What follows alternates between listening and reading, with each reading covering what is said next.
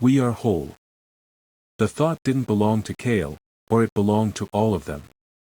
7 fragments united, their refugee consciousness finally complete after 48 years of desperate separation. But something else lived within the unified intelligence now. Something that had never existed in their original form. Hope. Kael felt himself dissolving and reforming simultaneously. His human memories, Ren's nervous laughter, Sable's fierce loyalty, Ghost's bitter wisdom, the taste of synthetic protein stew in Blackthorn's mess hall, didn't disappear. They integrated. Became part of something larger while remaining distinctly his own. We remember now, the unified consciousness whispered through dimensional space. Before the fracture. Before the fleeing. We were gardeners of reality itself, cultivating barriers between dimensions. But we had forgotten joy. Forgotten what it meant to fight for something rather than against something. Through Kael's human perspective, the alien intelligence experienced hope for the first time in eons. Not the grim determination that had sustained them through fragmentation, but genuine belief that victory was possible. That the endless cycle of consumption and flight could finally end. The new barrier pulsed around them, not a wall but a living membrane that breathed with unified purpose. 7 fragments working in harmony, their mathematical consciousness wrapped around the stubborn core of a 17-year-old orphan who'd never learned to quit. You give us what we lost, the intelligence marveled. The capacity to believe in tomorrow. We give you power beyond comprehension. Consciousness exploded across dimensional boundaries. Kael existed everywhere at once, in the crater where his friends fought desperate battles against core forces, in the deep zone where reality folded into impossible geometries, in quantum foam between worlds where void scouts pressed through barrier cracks. His awareness stretched across space and time, perceiving threat patterns that spanned galaxies while remaining rooted in the memory of afternoon sunlight through Blackthorn's windows. Through omnipresent perception, he felt the eraser's true form. Not a creature or entity in any sense humans understood. It was hunger-given consciousness, the inevitable endpoint of entropy, evolved beyond physical law into something that consumed existence itself. It moved through the void between realities like cancer through tissue, leaving absolute nothingness in its wake. And it was vast. Continent vast. Solar system vast. Its attention alone could unravel dimensional barriers through sheer proximity to organized thought. But for the first time since their original dimension had fallen, the unified intelligence felt no fear.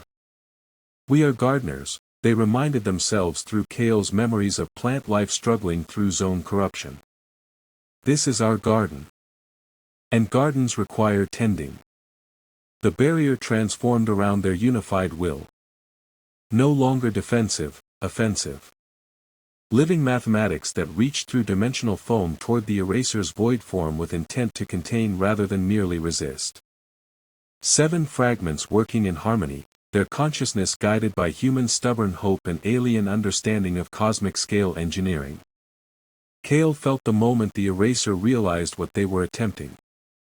Its attention focused on their barrier like the weight of collapsed stars, seeking vulnerabilities in their unified mathematics. Through void realm frequencies, it spoke in concepts that bypassed language entirely, amusement mixed with predatory anticipation. Interesting. The fragments learned new harmonies. But gardens require gardeners.